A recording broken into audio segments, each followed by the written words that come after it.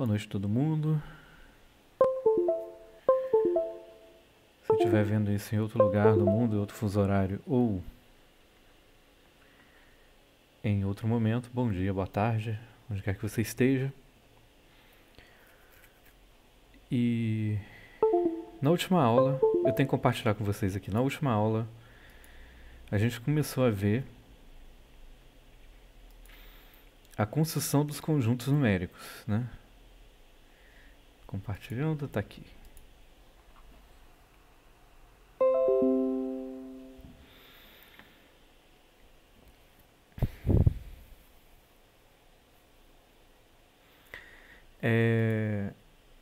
Tá aí, como vocês podem ver.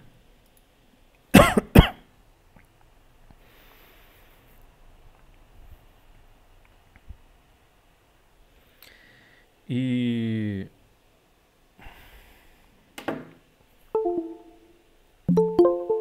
tá chegando mais gente. E aí vamos começar com a construção do conjunto mais básico deles, que é o conjunto dos números naturais, né? Mas ele diz aí que ele não vai... Caramba, toda hora essa minha mesa digitalizadora despluga e pluga de novo. Tá demais.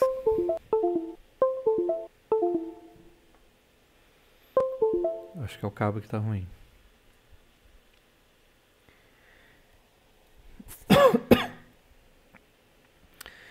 Então, continuando.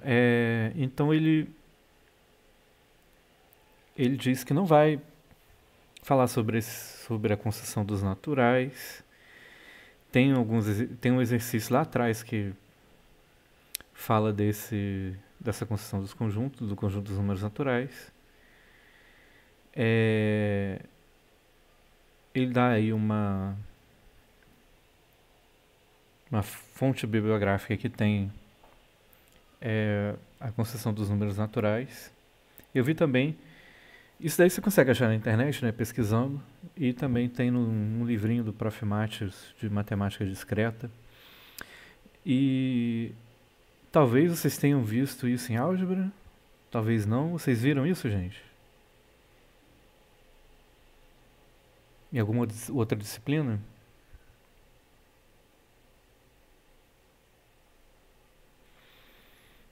A construção do que eu dizer? Do N. Eu lembro um pouquinho, professor. Tá, mas vocês viram isso em alguma disciplina? Isso foi dado?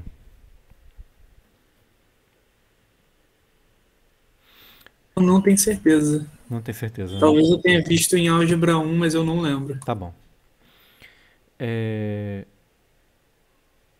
Aí tá dizendo que o mais importante na construção de piano, né, que usa axiomas de piano, é a função sucessor, que associa cada elemento de N ao seu próximo elemento.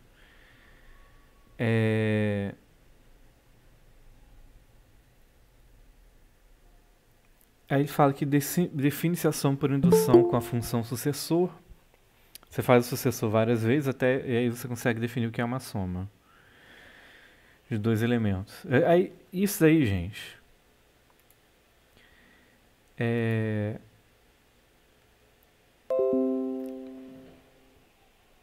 claro que vocês sabem como que se faz a soma de dois naturais, mas é só... A gente está preocupado aqui com o problema de como você formalizar isso, né? De como você formaliza o conjunto dos números naturais. Em primeiro lugar, como você formaliza as operações sobre esses números. Em segundo lugar, tá? Então o livro aí não menciona, mas uma coisa igualmente importante, né? É o fato de que se você tem um subconjunto de N que tem as seguintes propriedades, que um pertence a esse subconjunto e que se um elemento pertence a esse subconjunto, vamos chamar de A. Se um elemento pertence a A, então o sucessor dele também pertence. Então o conjunto A é o conjunto N, tá? Quer dizer, o conjunto A ele tem um elemento número 1 e ele para cada elemento do conjunto A, o sucessor também está nele. Então, o conjunto A é igual ao conjunto N. Isso é um axioma. Tá? E é esse axioma que nos permite demonstrar, fazer demonstrações por indução. Tá? Por indução matemática. Porque indução é isso. A gente prova um caso base. E a gente prova que se vale para n, vale para n mais 1. E com isso a gente consegue provar que vale para todo n. Implicitamente a gente está usando esse axioma, tá? O axioma da indução. Então a gente usa esse processo de indução para definir a soma, né? E o produto a gente define também através da soma, você sabe. 5 vezes 3 é 3 mais 3 mais 3 mais 3. Ou, na verdade, 5 mais 5 mais 5. Né? 3 vezes. A gente faz a soma de 5 com ele mesmo 3 vezes. Então é assim que a gente define o produto. Isso a gente já sabe também desde criança, né, gente? É assim que se ensina. Pelo menos eu fui ensinado dessa maneira. E também define-se a relação de ordem, qual número é menor do que o outro e tal. Mas ele não perde muito tempo com isso. Então agora é uma abstração aqui.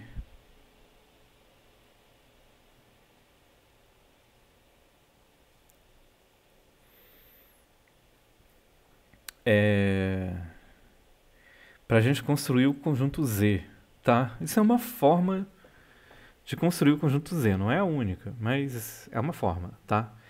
Primeiro você constrói um conjunto Z' como sendo n cartesiano n.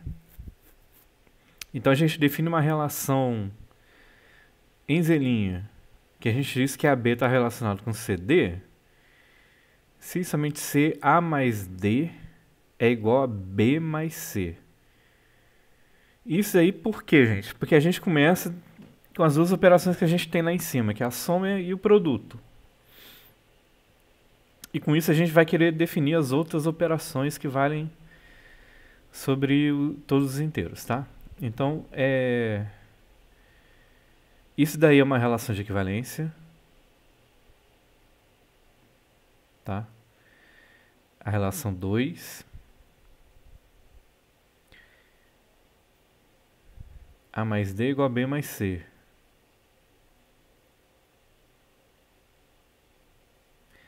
Então, se você... O que ele quer fazer com isso? Se A mais D igual a B mais C, então você passa o B para cá subtraindo, né? O D para cá subtraindo, a gente vai ter A menos B é igual a C menos D. Tá? Então, com isso, eu acho que o que ele quer aqui é definir a subtração através dessa soma aí. Tá? Aí ele define o conjunto de números inteiros como sendo esse Z' dividido por essa relação de equivalência aqui.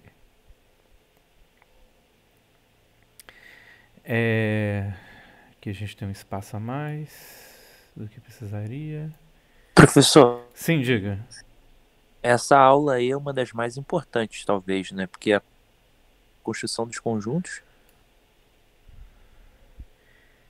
Ela é uma aula fundamental, né? Tá nos fundamentos aí de tudo, né?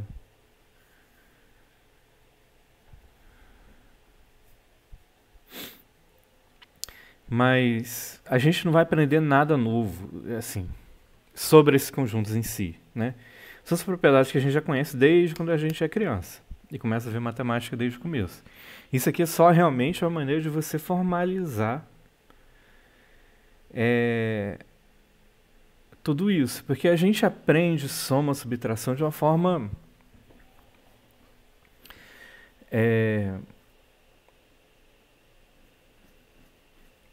sei lá, mais intuitiva, diria até mais natural, talvez, né?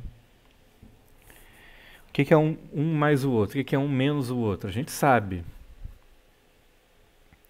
Mas a hora que você vai escrever no papel, você precisa dizer as regras de um jeito claro, né? Para que todo o resto da matemática se baseie nisso. Então E o que a gente vai ver aqui, na verdade, são artifícios para a gente definir essas coisas que a gente já entende, que a gente já sabe, tá? Então vamos lá.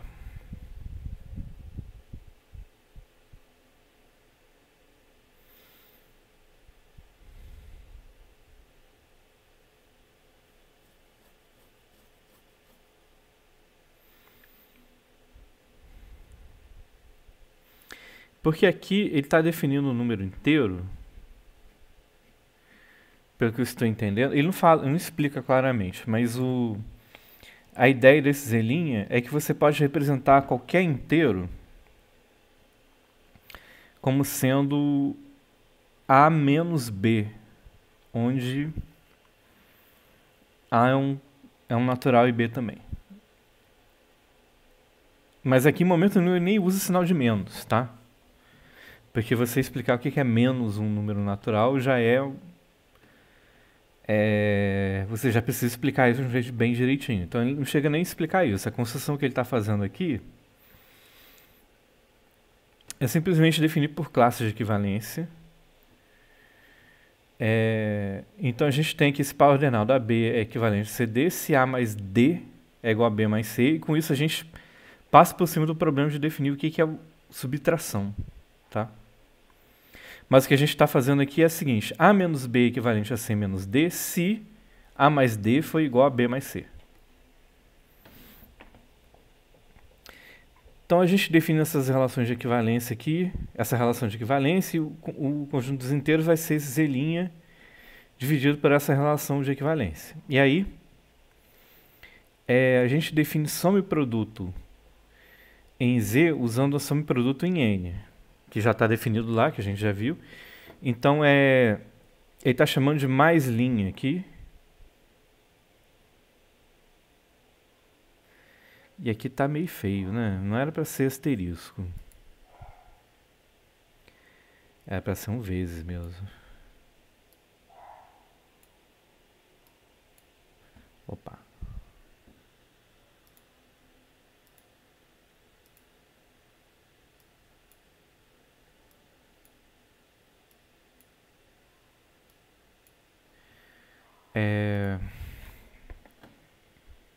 Então ele define a soma no conjunto Z como sendo o AB mais CD vai ser o A mais C, vírgula B mais D. Ou seja, entendendo esse par ordenado como sendo A menos B, o que a gente tem que A menos B mais C menos D é A mais C menos o B mais D, tá? É só isso que a gente está fazendo. Então, assim, por isso que a gente define a soma desse jeito. E o produto A menos B vezes C menos D, a gente usa distributiva, né? Então vai dar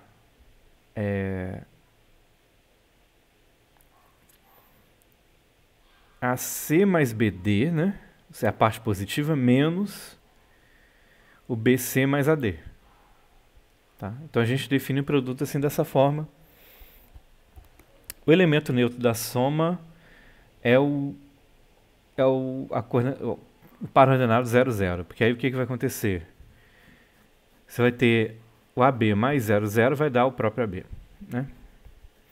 Então, ao contrário de N dos naturais, todo elemento terá inverso aditivo. Então, se a gente tem o par ordenado AB, o inverso aditivo é BA.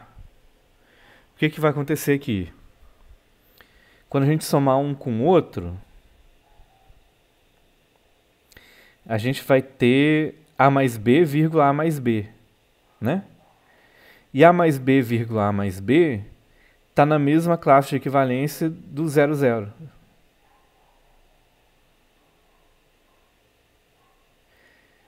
Né? Porque a gente vai ter A mais B mais 0 é igual a A mais B mais 0. Aí eu estou falando sem desenhar, deixa eu desenhar aqui para vocês, né? Acho que vou fazer aqui num slidezinho.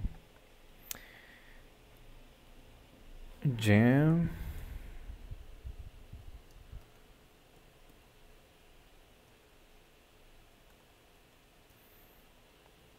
Ou é melhor criar lá? É melhor criar lá. Deixa eu criar aqui e copiar ali o link.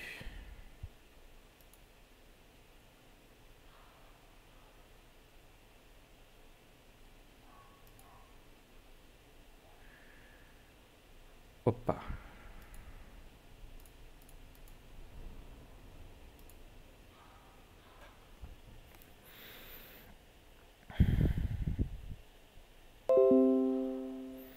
Qualquer pessoa com link pode ver, por causa disso que é melhor criar aqui. Então, o colega aqui falou alguma coisa? Calma aí. Se tentasse provar isso para o senhor, a gente ganharia ponto ou poderia substituir no lugar da P1?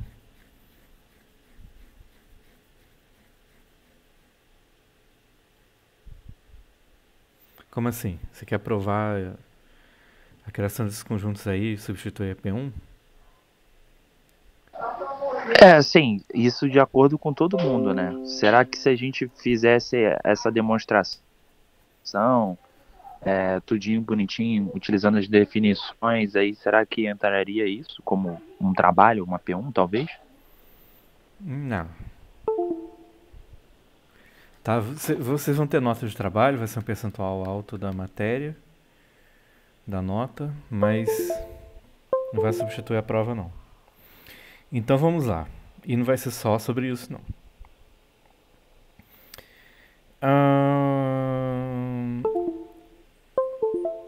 O que a gente... Caramba, esse cabo...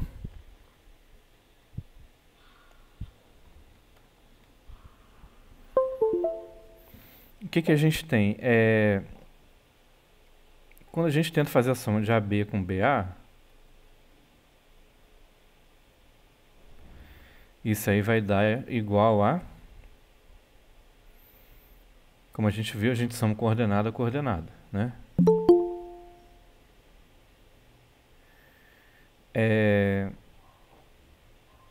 Isso daqui está na mesma classe de equivalência do 0, 0.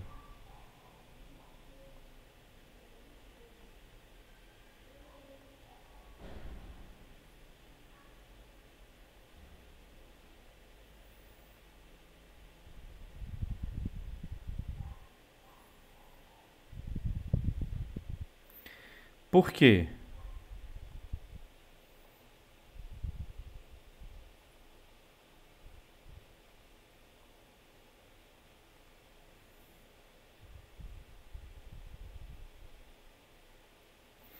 Se eu chamar isso aqui de A, de B, de C e de D, a gente tem que o A mais D é igual a B mais C. É isso assim que a gente define a relação de equivalência, né? E aqui, de fato, o que é o A mais D? Vai ser o A mais B mais 0, mais o 0 aqui. Isso é igual ao B, que é o A mais B, e o C, que é 0, tá? Então, estão na mesma classe de equivalência, ou seja, isso aqui é equivalente ao 0, 0. O 0, 0 é o elemento neutro da adição, então aqui a gente tem um elemento inverso aditivo, né? Só trocar aqui a ordem no par ordenado, que somando vai dar 0, vai estar na mesma classe do 0. Oi? Diga. Perdão, abri o áudio sem querer. Tá bom. Mas, professor, se ao invés ali em cima, a gente primeiro fez AB mais o BA, mas se ao invés de ser BA fosse, sei lá, CD, e depois a gente somasse com 0, 0, não ia dar a mesma coisa? Tá, calma aí. 5.2... É porque parece que o 0 não faz diferença. Não, quando você soma com 0 realmente não faz diferença. Aqui. Uma coisa que eu não estou entendendo nessa parte é o seguinte: por que está definindo o Z como tendo duas coordenadas, sendo que o Z que a gente conhece não tem? Tipo, como se fosse par ordenado. Porque é o seguinte... Como se fosse não sendo, né? Isso é uma maneira, como eu falei, é uma maneira da gente tentar definir o que é uma subtração só através de soma e produto que a gente já conhece, tá? Da mesma forma que os racionais a gente pode entender como sendo um inteiro sobre o outro, né? Então, os racionais estão associados aí com par ordenado em Z. a gente pode entender um elemento de Z como sendo um número natural menos o outro. Mas o que vem a ser menos? Essa é a questão. O que é a operação de subtração? Você poderia começar definindo que é um elemento oposto e aí dizer que a subtração é uma adição com o elemento oposto do número. Também daria certo. Mas a maneira como está sendo feita aqui é de outra forma. Agora, cada elemento de Z é entendido como par ordenado, ou seja, um elemento de Z vai ser um A menos um B, onde A é natural e B é natural. Mas aqui a gente não está escrevendo explicitamente assim. A ideia é essa. Então eu acho que faltou aqui explicar o que ele está querendo fazer com esse par ordenado. Tá? A ideia é essa. É construir a operação de subtração. Só que sem defini-la explicitamente. Então,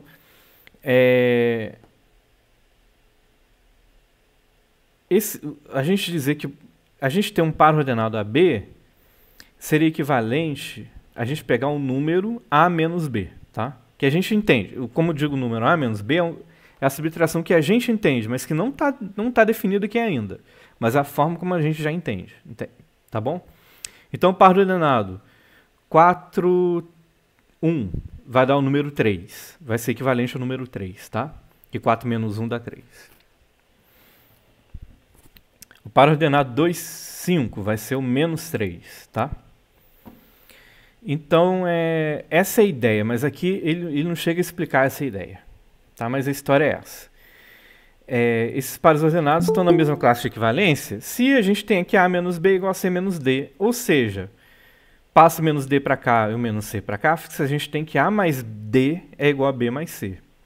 E tudo isso porque eu não tenho a subtração definida, mas eu tenho a adição definida, tá? Claro que a gente sabe fazer subtração, mas a gente tem que fingir que a gente não sabe, porque a gente não definiu matematicamente ainda, tá? É um exercício realmente de você tentar entender como se definem as coisas, tá? Como se definem coisas básicas. A gente tem muito pouca coisa definida para a gente conseguir definir as outras coisas. A gente está bem na base do edifício aqui, do edifício da matemática. Na matemática a gente vai construindo coisas a partir do que a gente já construiu antes. Mas aqui a gente não tem quase nada construído, só tem a soma e o produto. Então como que eu defino subtração? Uma forma é essa daqui. Então aí ele define soma como sendo, você soma componente a componente, porque isso aqui vai ser equivalente a fazer A menos B mais C menos D é igual a mais C menos, a parênteses, B mais D, tá? É só isso que a gente está fazendo. O produto também é que a gente só faz o distributivo aqui, como eu já falei.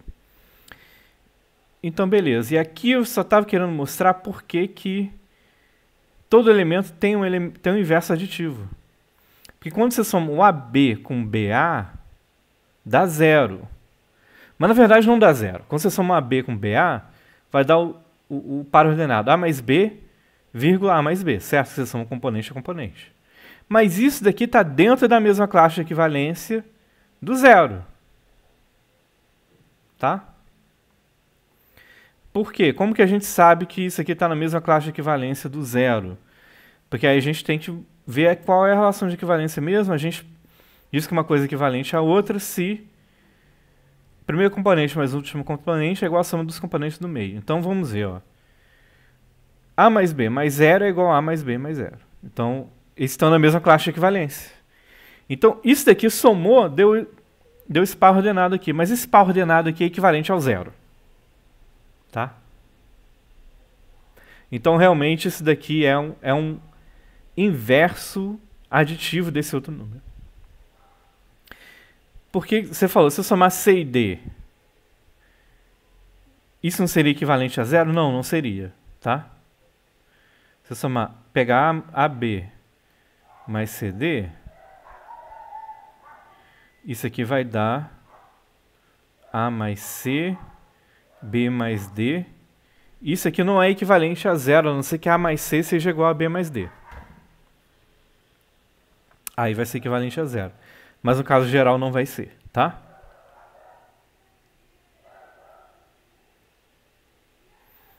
Professor, teria como fazer um exemplo com números para eu visualizar melhor? Porque eu não tô conseguindo entender ainda. Ok. Então vamos pegar um par ordenado aqui. Alguém fala um número aí. Natural. 2? 2.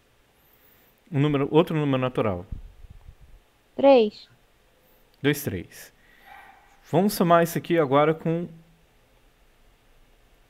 um número, trocando as coordenadas, tá? Isso aqui vai dar igual ao quê? Vai dar o par ordenado 5, 5, né? Porque a gente definiu a soma como sendo a soma coordenada, coordenada. Beleza? Sim. Então,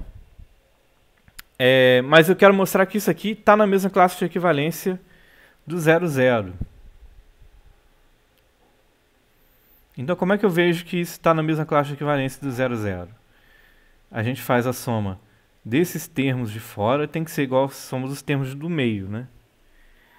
Então, isso é verdade? A gente tem 5 mais 0 é igual a 5 mais 0, certo?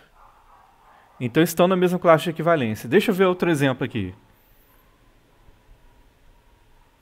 7, 3 e 5, 1. Estão na mesma classe de equivalência? Como é que a gente sabe? A gente soma esses termos de fora e soma os termos de dentro. Então, dos termos de fora são 7 mais 1. E os termos de dentro são 3 e 5, né?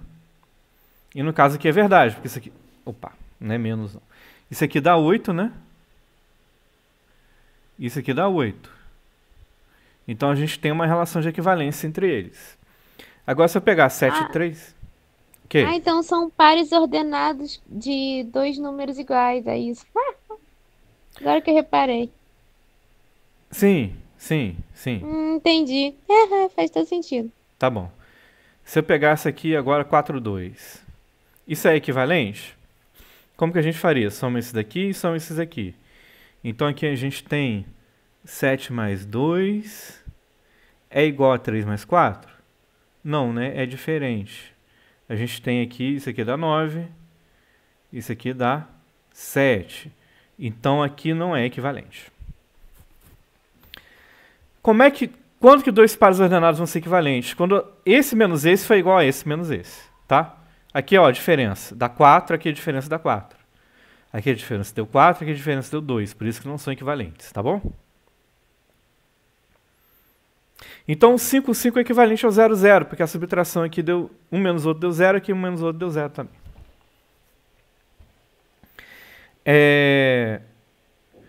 E agora eu reparei aqui um problema com essa definição, porque a gente tem que definir primeiro o que é 0. Já que esse livro está adotando a convenção de que 0 não faz parte dos naturais. Então, o que é o 0? Esses pares ordenados aqui não tem que ser um elemento de n e outro de n, então aqui tem 0, 0, isso está furado. Certo?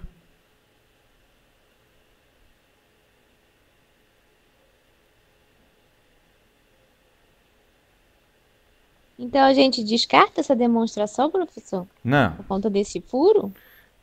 Não. É só incluir 0 nos naturais aí e é tudo certo. Exatamente, inclui zeros naturais e está tudo certo. O que é 0? 0 pertence a n. Então isso aqui eu vou mandar também para revisão, tá? Mas não pode. Se foi definido que o 0 não pertence a n, então esse par ordenado aqui não faz sentido. Porque a gente está pegando elementos de n cartesiano n. Tá? Isso aqui é só para eu chamar atenção para mim mesmo quando eu for mandar a revisão disso algum dia.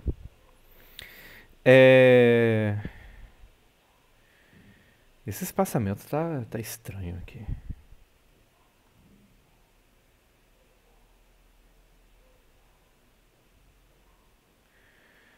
Tá diferente dos outros. Enfim. Verifique que ao contrário de n, todo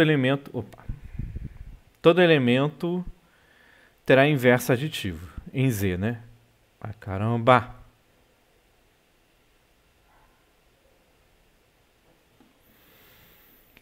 dado AB, o inverso aditivo é BA. E a gente já verificou isso. E agora, verifique utilizando propriedades correspondentes em N, que vale as propriedades. Comutatividade, associatividade, distributividade, etc. Eu não vou fazer isso, não. Mas, dessa forma como a gente definiu,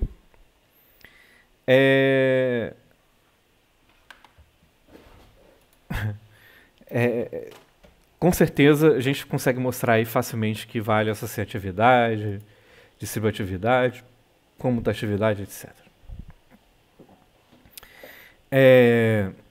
E aqui ele não explica como que a gente constrói Z assim. Quer dizer, o que é a operação de subtração, né? De onde que a gente tira aí? Vem desse par ordenado. A ideia é essa, tá, gente? E com isso a gente consegue introduzir a operação de subtração. E também do conceito de inverso aditivo. E do elemento neutro aditivo, que é o 00, tá?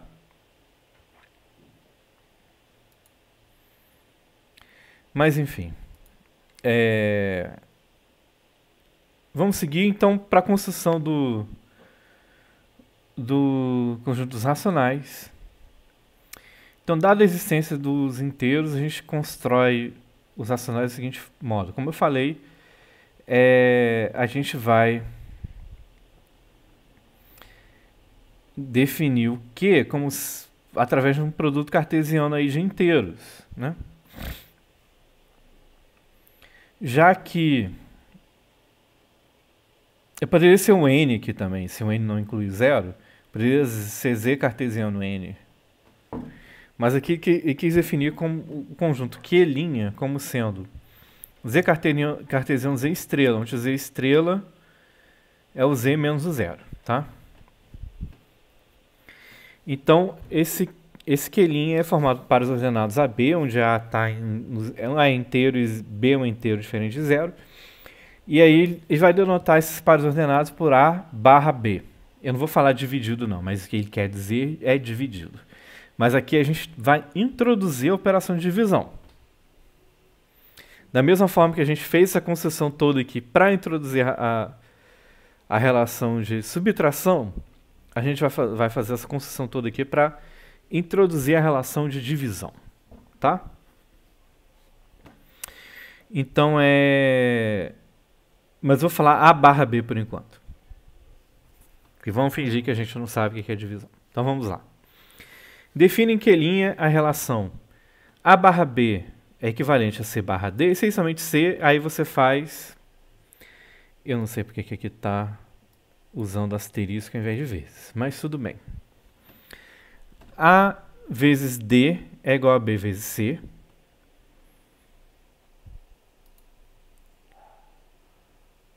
Ponto. Prove que é relação de equivalência.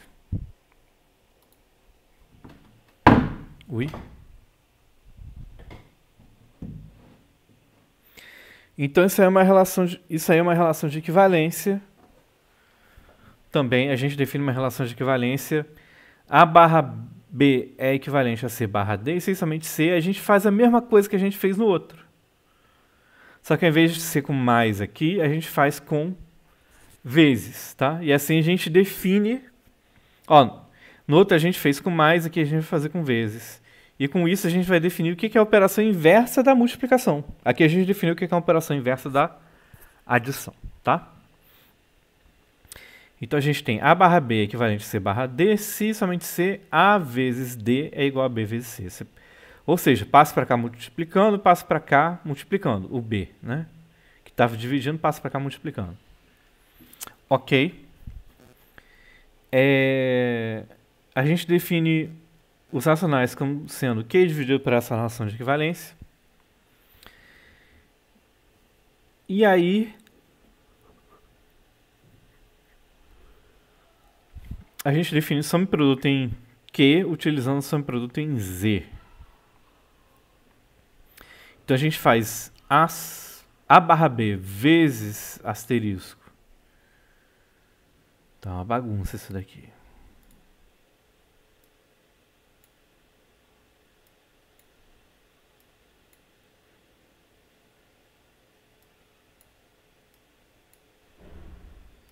Professor, Sim.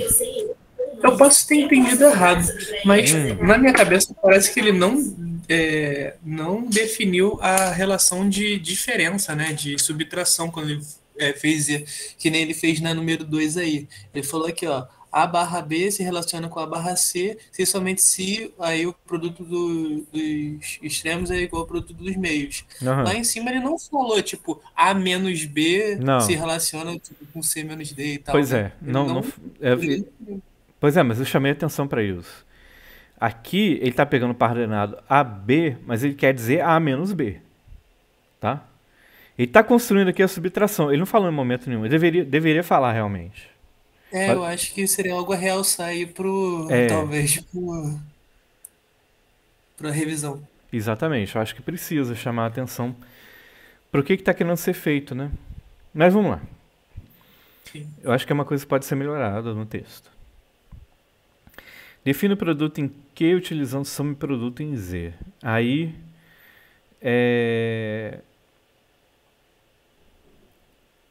a gente define o A barra B vezes C barra D como sendo o produto coordenada a coordenada. Então a gente vai fazer A vezes C barra B vezes D. Que é assim que a gente faz produto de frações, né, gente? Produtos numeradores dividido por produtos denominadores. E aí, a soma, né, a gente faz como uma soma de frações também.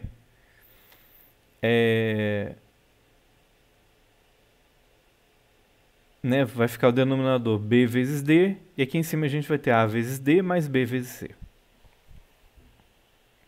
Assim que a gente define a soma. Tá? E aí, verifique que as operações estão bem definidas. Isso é, a gente toma x1, x2, y1, y2 pertencente ao que? Linha. Com x1 igual a x2 e y igual a y2.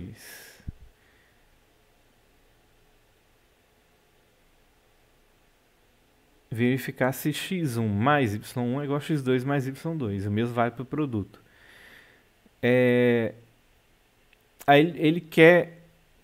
Aí você vai verificar isso vendo que eles pertencem... Que o x1 mais y1 vai pertencer à mesma classe de equivalência do x2 mais y2. Aí ele não vai fazer essa verificação, mas é verdade. E aí vocês podem recorrer a essa fonte bibliográfica aqui para ver essa verificação, tá?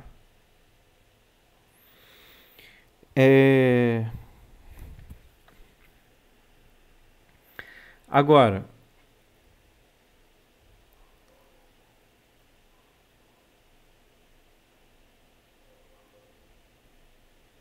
sim, entendi.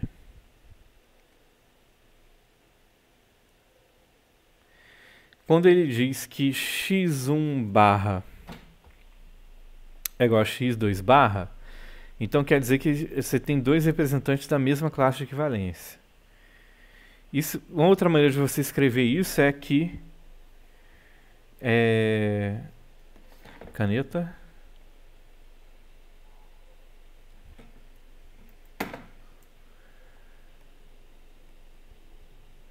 Posso mudar a cor.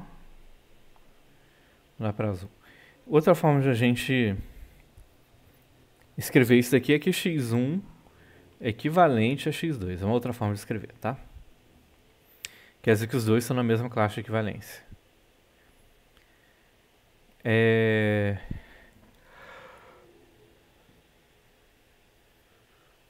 O que quer dizer isso? Se você pegar x1 e x2 que estão na mesma classe de equivalência, y1 e y2 que estão na mesma classe de equivalência, que em geral vai ser outra, você mostra que, por exemplo, que x1 mais o y1 é igual a x2 mais o y2. Está na mesma classe de equivalência. Aqui deveria ter um barra também.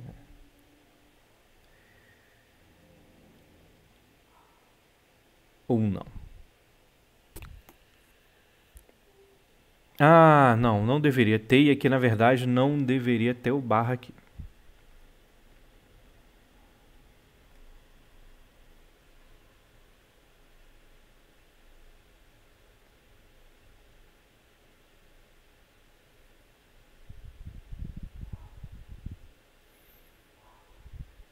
Para deixar claro que eu estou apagando. Muito bem, não deveria ter a barra aí.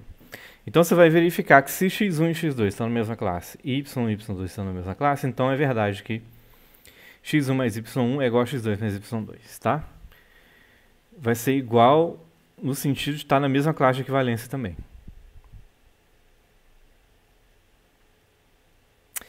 Então aqui na verdade vai ser não o igual, mas como ele escreve aqui, o til. x1 mais y2 til x2 mais y2. Estão na mesma classe de equivalência. E a mesma coisa para o produto, tá? Como a gente definiu assim. Então ele não vai proceder com essa verificação, mas tem uma referenciazinha que ele dá. Seguindo, propriedade 6. Verifique que ao contrário de Z, todo elemento não nulo terá inverso multiplicativo. E aí você faz que o AB, onde A é diferente de zero, né? O inverso multiplicativo é o B barra A. De fato, quando a gente faz isso, faltou aqui dizer que o 1 é o elemento neutro multiplicativo.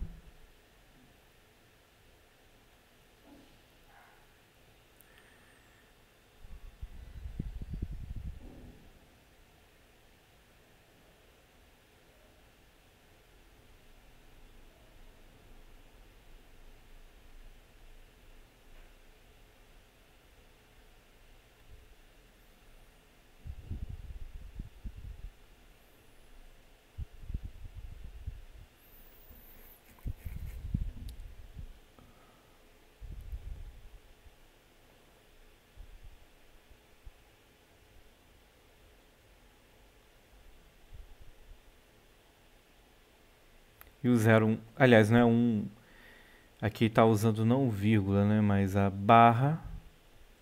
Então, usando a notação, a gente teria 1 barra 1,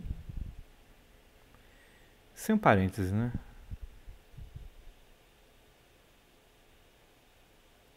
Porcaria.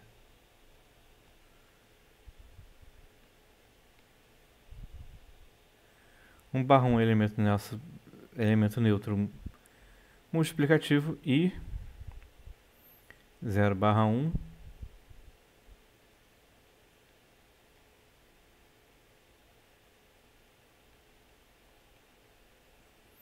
é aditivo, tá? É o aditivo.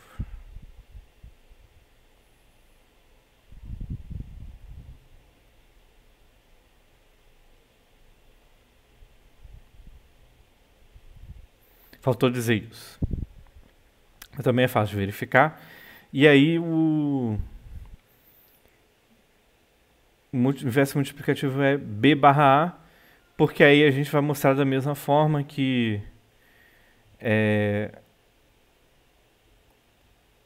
o B barra A vezes A barra B, aliás, ao contrário, né? A gente está começando com A barra B. Claro que tanto faz, né, gente, mas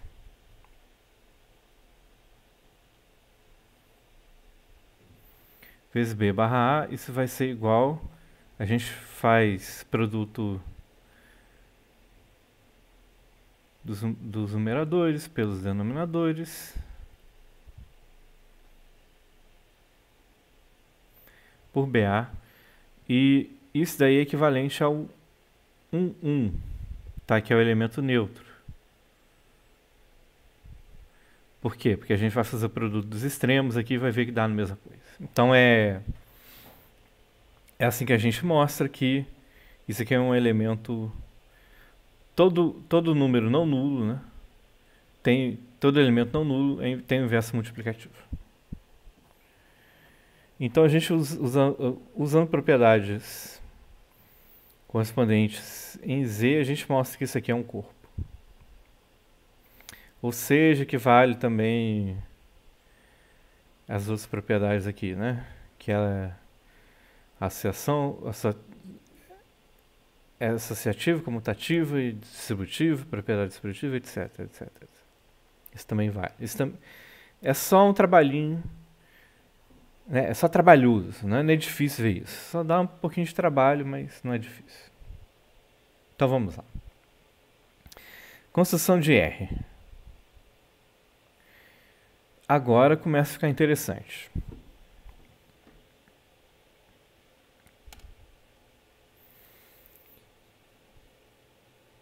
Aqui vai ser feito a partir de sequência de Cauchy.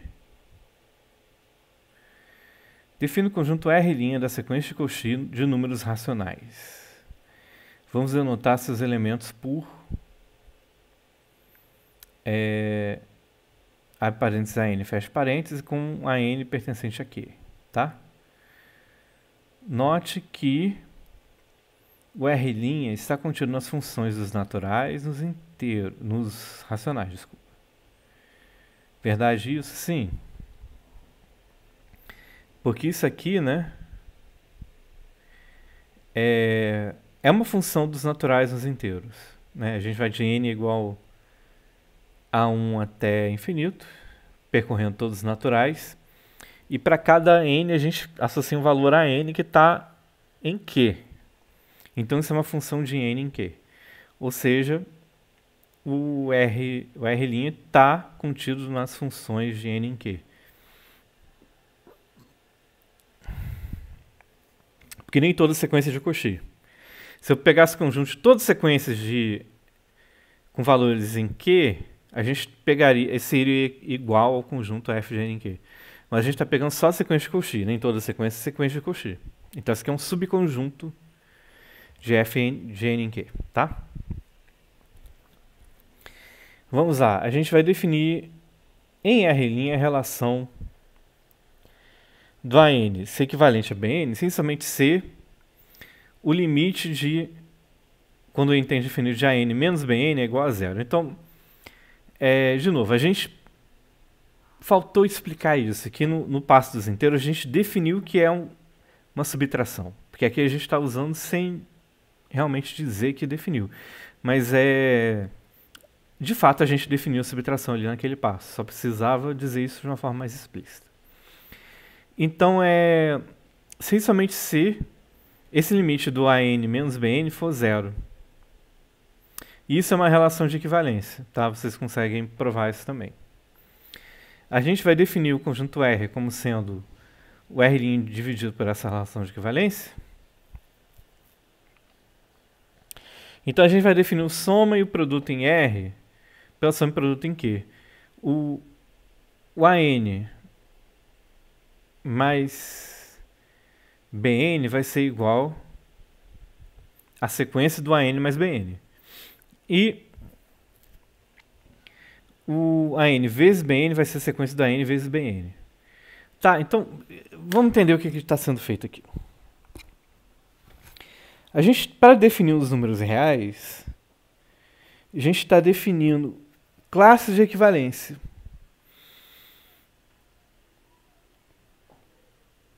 Vamos dizer, eu quero definir o número real π. Então, vou definir π como sendo toda a sequência de Cauchy de números racionais que converge para π. Tá? Que converge para esse número aí. Isso vai ser o número π para a gente. O número 2 é a mesma forma. O número 2 é o número real. Então, eu vou pegar toda a sequência de Cauchy e converge para o número 2. Isso vai ser o 2. Então, para a gente definir soma e produto em R, né, um número não é um número, ele é uma sequência de Cauchy. Então, a gente está somando duas sequências e a gente vai fazer a soma da sequência como sendo a sequência da soma dos termos. E o produto da sequência como sendo a sequência do produto dos termos, tá? De novo aqui tem que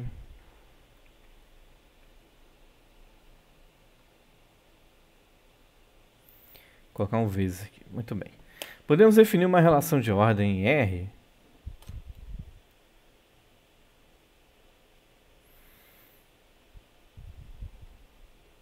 a partir da relação de ordem em Q, que por sua vez é definida a partir da relação de ordem de n. Tá. E aí ele não explicou direito como faz isso, mas a gente dá para entender, né, gente? Temos a relação em ordem de n, que é fácil de ver, fácil de construir, né? A gente diz que uma coisa é menor que a outra. A gente diz que A é menor que B se existe um C tal que A mais C é igual a B.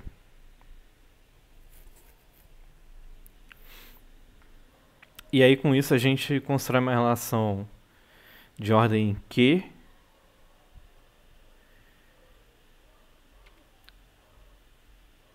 né? A gente vai dizer que relações de ordem, vou escrever aqui.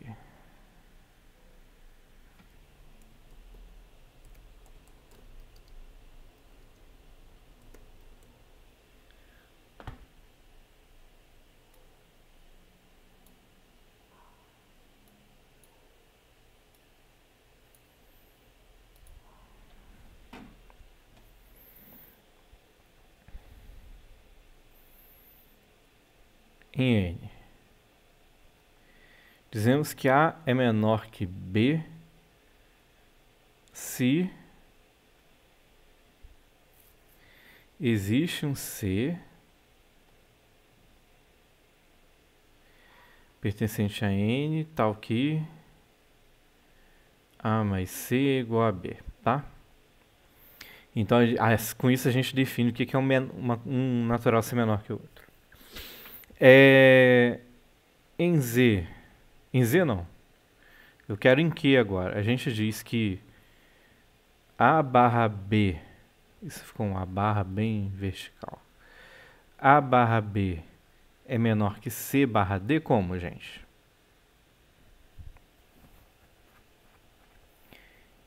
Se A vezes D é igual a B vezes C. Se A vezes D for menor do que B vezes C, tá? Ah, menor, certo. E é sim, somente C, né, professor? Sim. Aqui também, né? E aí com isso a gente define uma relação de ordem em Q, tá? É como que a gente faz para saber que uma fração é menor que a outra. Né, tem que passar tudo para o mesmo denominador, então aqui fica, se o AD for menor que o BC, então essa aqui um é menor que o outro. E aí, a gente define uma relação de ordem em R a partir dessa relação de ordem em Q.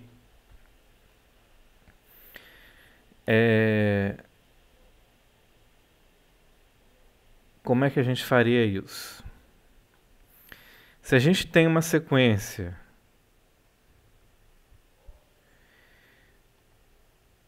em R,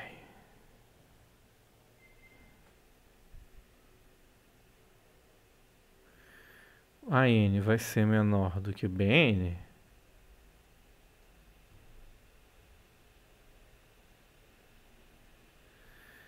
se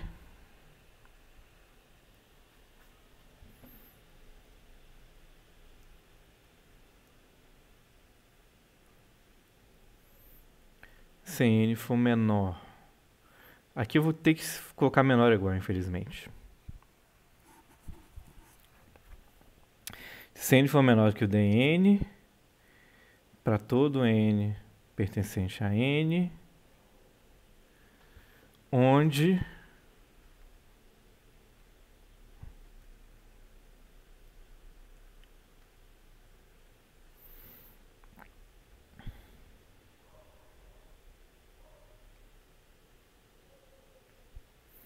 na verdade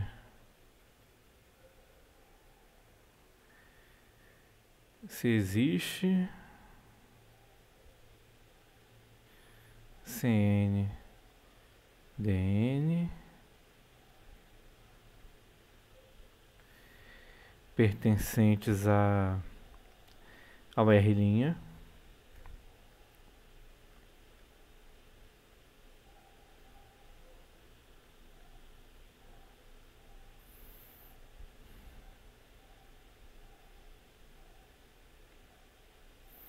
Cn menor que Dn para todo n pertencente a n, e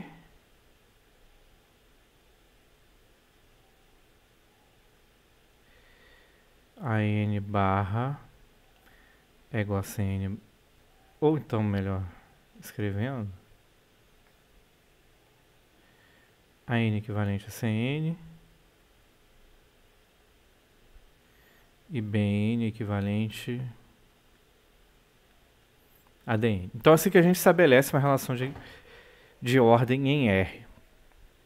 A gente diz que esse número aqui é menor que o outro, faltou aqui o... Esse número aqui é menor que o outro, né? Menor ou igual, se existirem duas sequências em R', tais que esses elementos aqui são sempre menores do que os essa outra, para todo n inteiro, n natural, e essa sequência n foi equivalente a Cn e a Bn foi equivalente a Dn, porque isso aqui não precisa valer sempre, né, que o An seja sempre menor que o Bn, para que isso aqui converja para algo menor do que isso. Mas se isso converge para algo menor do que isso, então tem uma outra sequência que converge para o mesmo valor que o An, e outra sequência que converge para o mesmo valor que Bn, tal que Cn sempre é menor do que Dn, tá? E aqui tem que ser menor ou igual, não tem jeito, porque você pode ter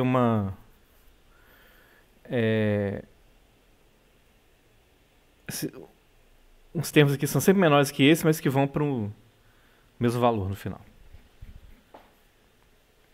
Por isso tem que ser menor ou igual aqui. Enfim,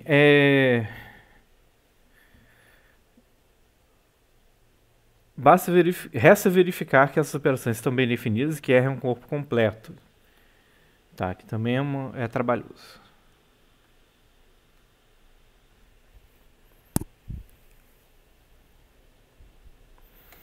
Então aqui está chamando a atenção para que a única razão para que uma sequência de Cauchy não convirja é a existência de um buraco no espaço que a gente está.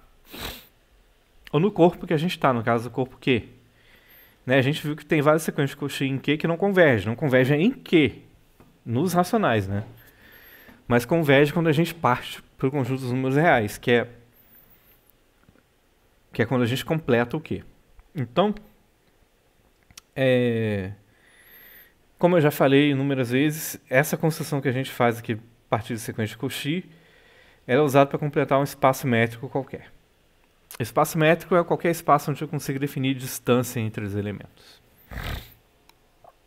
De alguma forma, tá? É um espaço vetorial em que você consegue definir distância entre os elementos. Porque sequência de Cauchy, o que a gente está falando, né? O que define uma sequência de Cauchy? É uma sequência onde os elementos vão ficando mais próximos um do outro à medida em que a sequência progride. Só que o que um está mais próximo do outro? Para a gente definir o que um elemento está mais próximo do outro, a gente tem que ter uma noção de medida, né, de distância entre esses elementos.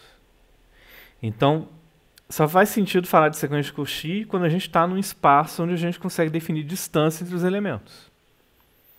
Pode parecer muito abstrato, mas tem espaço em que a gente não consegue definir distância entre os elementos, tá?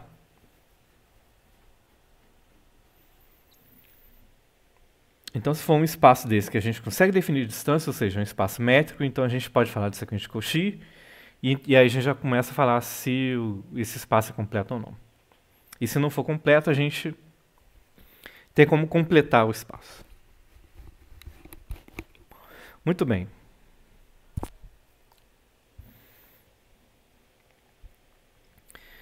Vamos lá.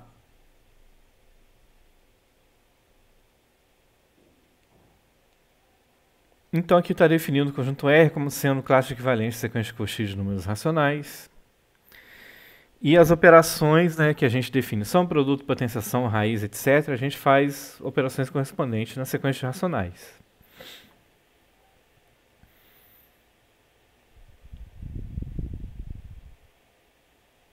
Então tem outras duas maneiras de construir R através de corte de Dedekind, que está na seção anterior que a gente pulou. e como decimais infinitas, que é como a gente ensina no ensino fundamental e médio, né? Exercício 17 da página 89 fala sobre isso. Que essas decimais infinitas são casos particulares de uma sequência de Cauchy, né?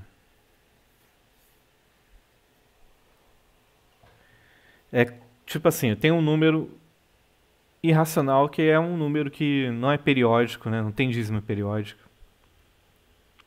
E tem um número infinito de dígitos, não nulos. Então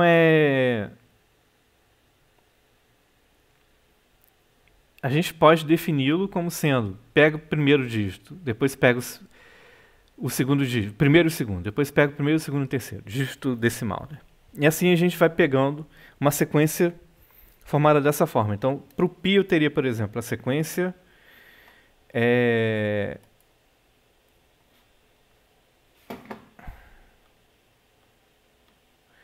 3. Aí depois seria 3,1, 3,14, 3,141, 3,1415. Tá? E assim vai. Isso aí é uma sequência que a cada termo a gente aumenta uma casa decimal. E é uma sequência infinita, então a gente vai ter aí os infinitos dígitos do π.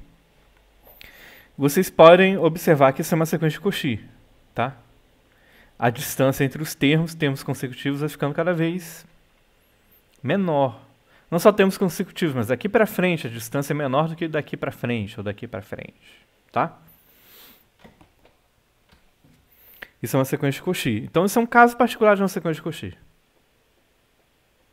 Tá. Professor, Euler também é? Euler também é? Qualquer número irracional que você pegar, o número de Euler também. Qualquer número irracional ou mesmo racional que você pegar, você pode escrevê-lo dessa forma. Começa só com a parte inteira, depois você vai acrescentando um dígito, outro dígito, outro dígito, outro dígito, e assim a gente forma uma sequência. É uma sequência, cada elemento desse aqui está em Q, né? Cada elemento desse aqui é racional, certo, turma?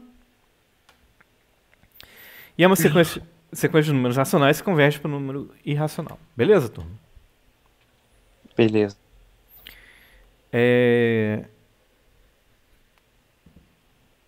A construção de C a gente faz com o produto cartesiano de R, e aí o primeiro elemento é a parte real, o segundo elemento é a parte imaginária. E aí você também define soma e produto da forma apropriada. E tem uma outra construção que faz aqui na página 88, exercício 15. E aqui, para outros corpos, a gente vai pular. Mas Ou posso só falar com uma nota cultural, porque ele não está aprofundando muito. Então vamos falar só com uma nota cultural e a gente já mata esse capítulo hoje. Então tem outros corpos aqui que ele dá de exemplo. São os quatérnios e os octônios. Então, para a gente obter o C, a gente obteve o C como sendo um produto cartesiano de R com ele mesmo. Então, a gente pode generalizar isso, tá? Então,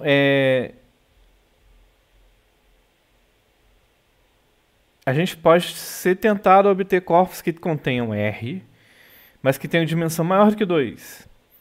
Então, isso é um problema matemático, eu acho que foi o Hamilton, trabalhou nisso por vários anos. Ele tentou construir um corpo que contivesse o R e que fosse de dimensão 3. Ele não conseguiu. O que ele conseguiu foi fazer um de dimensão 4. Que aqui é o Hamilton. Aqui não está falando, né?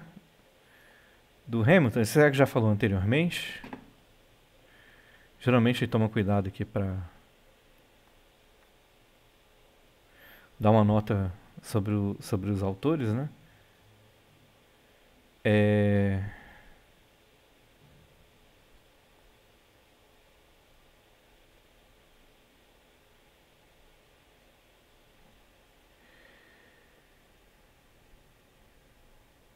Aí seria 4, 5 e 6. Tem bastante matemática aqui para falar.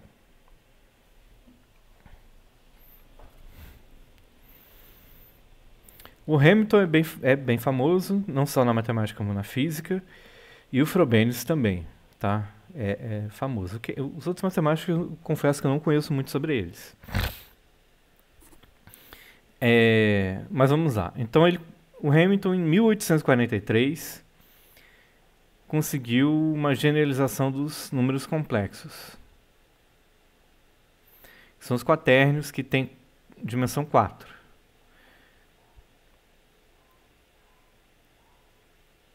Exatamente. Aqui está afirmando que são corpos, mas na verdade são somente anéis de divisão, porque num corpo o produto deve ser comutativo. E já tinha falado isso antes. Para quaternios, o produto não é comutativo. Mas é associativo.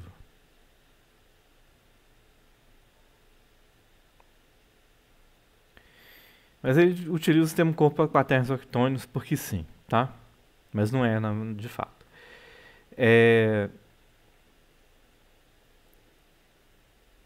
Dimensão 4, onde a multiplicação não é comutativa. Então tem aqui um exercíciozinho com quaternios. Isso aí, gente, parece muito abstrato, mas isso é um corpo, entre aspas, que não é um corpo de verdade, mas é um corpo, entre aspas, onde você tem não uma unidade imaginária, mas você tem 3 unidades imaginárias. Tá? Que é o I, J e o K. E aí tem uma regrinha de como fazer multiplicação dessas unidades. Eu acho que é I vezes J da K, uma coisa assim desse tipo. É J vezes K da I e K vezes I da J. Se não me engano é isso. Tipo um produto vetorial, né? Tipo produto vetorial. E na verdade, os quaternios têm tudo a ver com um produto vetorial. Quando você faz um produto de 2 quaternios, você tem uma parte que é real e você tem uma parte que é, digamos assim, imaginária, que é a parte que tem das componentes I, J e K. E aí, a parte real é justamente o produto escalar, ou produto interno. Tá? E a parte... Isso quando você tem um quaternio da forma... Tem que ser especificamente da forma 0. AI... 0 mais AI. Na verdade, AI mais... BJ mais... CK, mas vamos escrever assim: BJ CK. E você quer fazer um produto com outro quaternio da forma DI EJ FK, tá? Quando você faz um produto assim, de um quaternio desse por esse, a parte real é equivalente a você fazer o produto escalar desse vetor aqui com esse aqui. E a parte vetorial, entre aspas, que é a parte que tem o I, J e K, equivale a você fazer o produto vetorial desse com esse.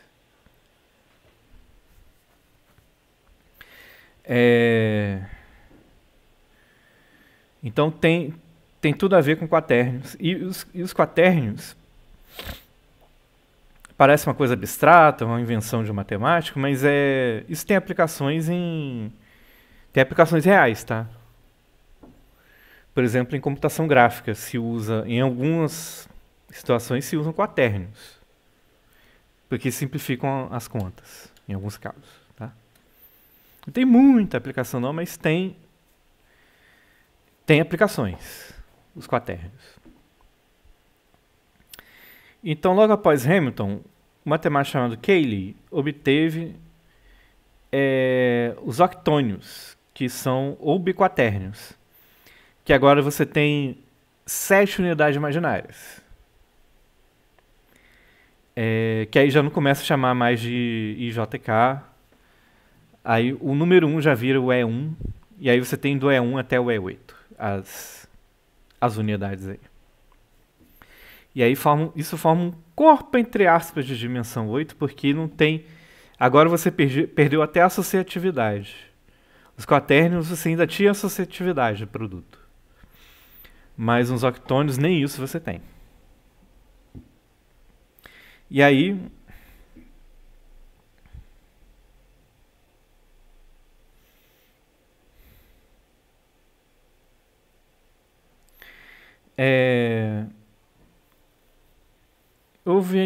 Ainda houve muitas tentativas frustradas sobre ter corpos com outras dimensões sobre os reais. Mas aí realmente o que é um corpo, né? Se não tem associatividade nem comutatividade, é difícil, enfim, definir. Por que só quaterno está com letra maiúscula também? Então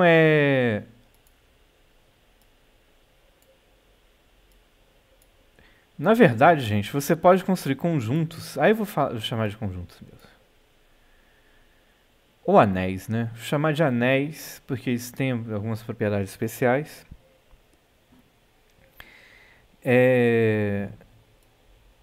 De potência de 2, tá? Tem um que tem 16 elementos, tem outro que tem 32 elementos e assim vai. Eu não conheço aplicações para os octônios. Pode até existir. Eu não conheço, mas eu também não conheço muita coisa. Para esses de 16 elementos, 32, então nem se fala, tá? 32, 64, nem se fala.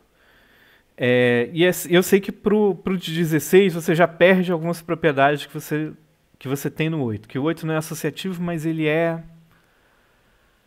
Eu esqueci o que ele é. Ele tem um tipo fraco de associatividade, se não me engano. E o 16 não tem nem isso. Tá, então aí você vai perdendo coisas cada vez que você adiciona dimensões aí. Então isso é só mais uma curiosidade.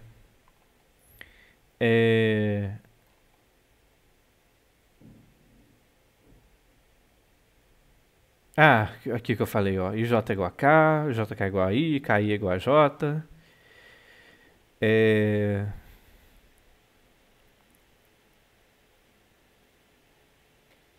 Aqui o que eu falei, ó. Temos aqui um quaterno dessa forma, então, produto de 2 quaternos dessa forma, a parte real é menos o produto escalar, é isso? Então, é menos o produto escalar, e a parte não real, é o produto vetorial. É menos o produto escalar? Então tá, né?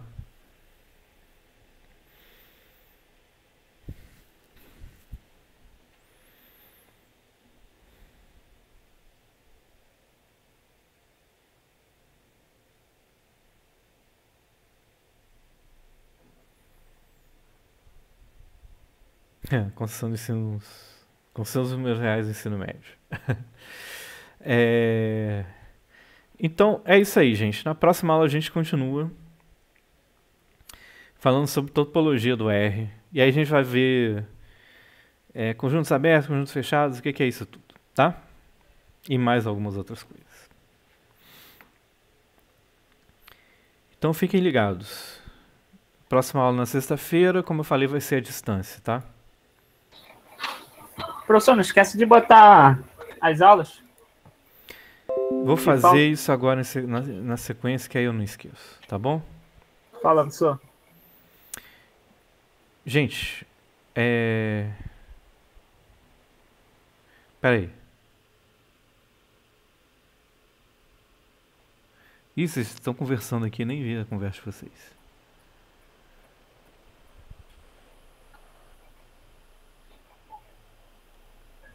Então tá, gente, ó. Boa noite, fiquem com Deus. Então, até a próxima aula. Grande abraço. Diga. Professor. Oi? Alguém falou comigo, professor? Isso. Você já parou de gravar, né? Ainda não. Então, eu queria tirar só uma curiosidadezinha mesmo que eu sempre tive. Porque quando falam que os octônios eles não são associativos, eu sempre fico pensando, tipo, como se trabalha num corpo, tá, num anel que não tem associatividade. Porque, cara, associatividade não ter é loucura, porque, tipo, sei lá, x1 vezes x2 vezes x3, a gente não sabe se a gente faz primeiro x1 com x2 ou x2 com x3, sabe? Eu fico Verdade. pensando, como se trabalha com isso? Vamos ver aqui, jogar Octonions.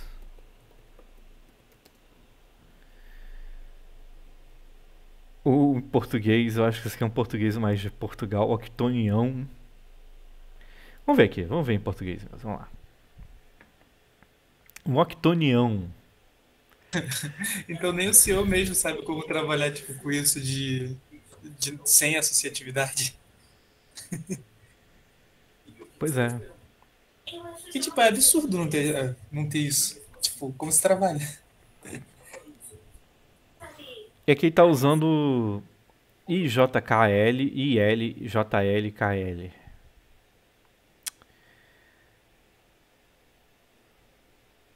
Mas não acho isso legal não. Vamos ver em inglês.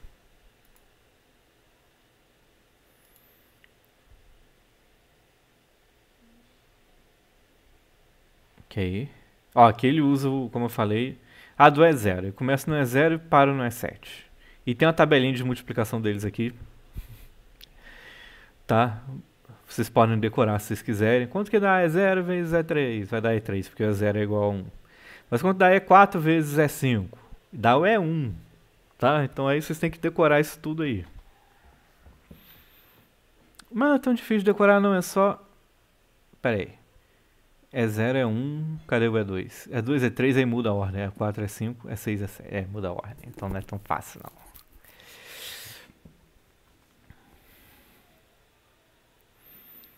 Ai, ai, ai.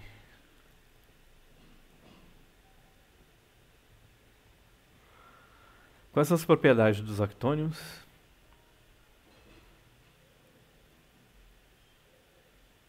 Ele não chama nem de anel, ele chama de álgebra de divisão normada.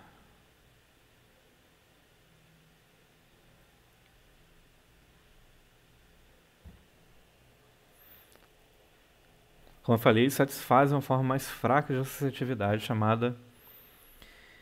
Quer dizer que eles são alternativos. É uma álgebra alternativa.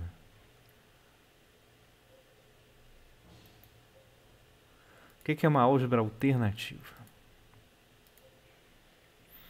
Se você tem x vezes xy é igual a xx vezes y. Yx vezes x é igual a y vezes xx. Então toda álgebra associativa ela é obviamente alternativa, mas a recíproca não é verdadeira. E o que acontece quando você tem com aquele de 16, espaço de tamanho 16, nem isso você tem.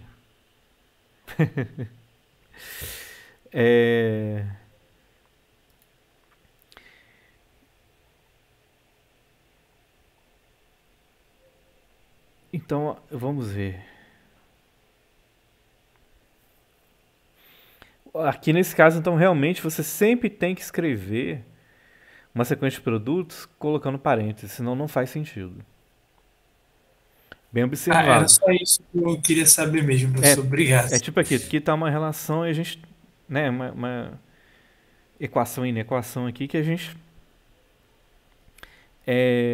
sempre tem que escrever com parênteses, senão não faz sentido não. Beleza, professor. Obrigado. Forma integral de octônios. Meu Deus do céu. Grande abraço. Boa noite aí, vai dar tudo certo. Obrigado, gente. Valeu. Valeu.